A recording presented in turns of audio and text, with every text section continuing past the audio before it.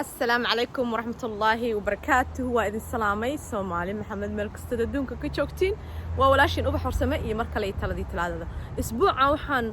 دونيا إن أنكسو قاطو إنت أنا كهالي وحن دونيا وحن راينا دنيشة وحن شوغا وحن هالكا وقت شيء دام حويان and hairs yeah قاركود ديار واي قاركود نهدي ديار نقون دونان أديكو إلا يسبوع سو سعودة قرق قداش استكبحان so alhamdulillah it's the most beautiful and the sweetest way معانك لسكما قبان كرو ما شاء الله هذا صوق وريحة وقع and اسبوعا waxaan doonayaa inaan ka hadlo dhowr qof ayaa ila soo hadlay oo igu yiri ubaxay waagi horeeto oo aad daqiiqada kaga hadli jirtay 1 minute ka ka dhigi jirtay taladii talaadada ayadoon hadalkii sugayna nagu kala goyn jirtay marka dib ugu noqo oo waxyaabaha qaarkood muhiimka ahaa waan kula soo wadaagaynaa ka raali ahaad hadee hawo iyo dabayl aad maqashin gadaal baan joogaa guriga banaankiisa hadee aad ku celin kartid waxyaabaha nala muhiimka ahaa oo ku helnay ku soo celi waxa kamid ahayd arrin aan ka hadlay oo ahayd marka aad soo booqato qof xanuunsan isbitaalka ma aha inaad weydiisid 90 su'aalood qofka markii la soo booqdo waa loo duceeyaa waa la soo salaamaa waa niyada loo dhisaa qofka markuu xanuunsan yahay isbitaalka jiif waxa la yiraahdaa ilaahay ha ku caafiyo familkii waxa lagu yiraahdaa uu caafimaadaya qofkii niyada loo dhisaa laakiin 59 su'aalood oo la garanayn meel ay ka socdaan xagee laga hayaa maxaa ku dhacay goormay ku dhacday daawo ma loo helay muxuu ahaa alla cudurkaaneeto cudur oo loo dhinto waaye lagama kaco hebel waaba waxa aqaanay sanadkii awrkii waxa aqaanay islaan dariskeena ahaydoo cudurkaas oo kala ku dhacayo way la dhimatay lagama kaco waa qofkii isbitaalka yaala oo jiran oo xanuunsan ayaa waxa la leeyahay xanuunkan lagama kaco war ilaahay amarkii badana qofka niyada inaa u dhistaa laga rabay waa maxay qofka aad leedahay intaad 59 su'aalood isku daba dhigtay aad hadana niyada ka dilayso oo leedahay lagama kaco oo islaan sanadkii awrkii daris aan ahayn adeerkeed ama aabaheed ama nin dariskooda ahaa baa u dhintay adiga qofkan waqtigiisa ma ogid adiga inta yaroo soo booqatay u ducee baa lagu yiri 55 su'aalood inaad weydiisid adigu ma maxaa tahay ma waxa tahay social worker ka miyaa tahay dhakhtarkii miyaa tahay ma xanuunkii baad kala shaqaynaysaa qofka soo ku biskoodo waxa tahay marti soo booqday qofka inaad salaantid u duceysid ayaa kugu waajib ah kuguma aha wax haboon in qofkii aad 50 su'aalood weydiisid ama aad murugo tustid allah wallahi qofkan wuu baaba'ay alla qofkan intuu san jiran si fiican buu ahaan jiray jirkiisa aad buu u dhisnaan jiray hadda xanuunka qofkii wuuba maliiday wuu kala qofkii oo taagan baa sidii inuu san joogin meesha looga hadlayaa ama familkii oo murugaysan ayaa saas lagu oranayaa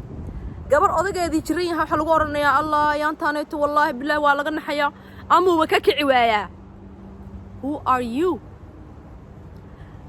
are you to say ama ka kici waayaa ma adiga ugu tagay ilaahay waa may adigu garo maqaamkaaga martaa tahay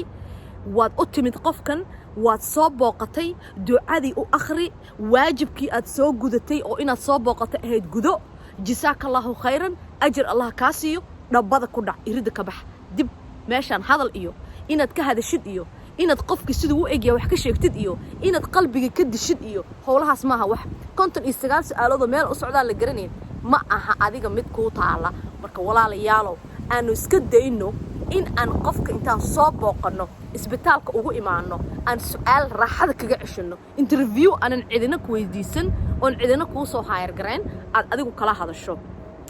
niyada inaad ka disho familkii qoyskii caruurtiisii qofkii inaad ku tiraahid maba inuu ka kicin qof baa waa ka kici waayo ama ka kici adigu waxa laga rabaa niyada inaad dhistid inaad tiraahdo wad caafimaadaysaa wad wanaagsananaysaa ilaah baa xanuunkii caafimaadka bixiya insha Allah ayaantan labadan bari xoogaa sidii hore aad bad uga qorxoon tahay waad soo ficnaanaysaa ilaahay idinkiis adigoo banaanka jooga oo magaalada lugaynaya oo maaragtay de qurux badan oo sidaadii ah ayaanu dib isku arki doonaa adoo wanaagsan adoo caafimaaday adoo ilaahay ku caafiyay ayaanu is arki doonaa insha Allah isbitaalka banaankiisa ayaa ani adiga noo balanaa isku aragno hadii ilaahay yiraahdo waayo waan ogahay inaad insha allah ka soo bixi doonto oo halka iman doonto oo caafimaadi doonto hadda inta ku jirtana dambigaaga laga tirtirayaa dambi burburis bay ku tahay ilaahay qofku jecel yahay ayuu doortaa inuu dambiga kaga dhaqo xanuunku waa dambi burburis qofka saasuu kaaga baahan yahay niyadda inaa u dhistid laakiin qofka kaaga ma baahna qalbiga inaa ka dishid qalbiga inaa ka duqaysid qof waa u dhinto cudurkan inaa u soo sheegtid maskax dil weeyaan taas qalbi jab weeyaan marka walaalayaalow qalbiga yaana laga dilin qofka jiran isbitaalka aad ugu imaateen oo soo booqateen 59 su'aalood oo la garanayn meel ay ka socdaan oo adiga cid ku soo haayar gareysatay aan la garanaynin maaha inaad weydiisid. So when we visit somebody at the hospital, you come, you make dua, you give them a hope, and you take off. Do not ask 55 questions. What happened? What is the diagnosis? Why this happened like this? Why does it look like malnourished? You're not the doctor. You're not the nurse. You're not the social worker. And definitely you're not their therapist. So don't ask all those questions. Leave them alone. Give them peace. Inshallah, khair Allah idin siiyo. Qofka aad booqanaysaan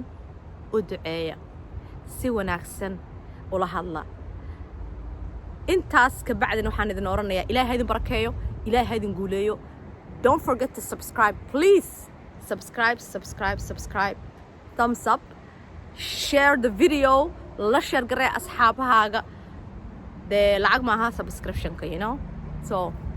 bye bye. Khair baa idin rajeynayaa. Have a nice day, you guys. Assalamu alaikum warahmatullahi wabarakatuh.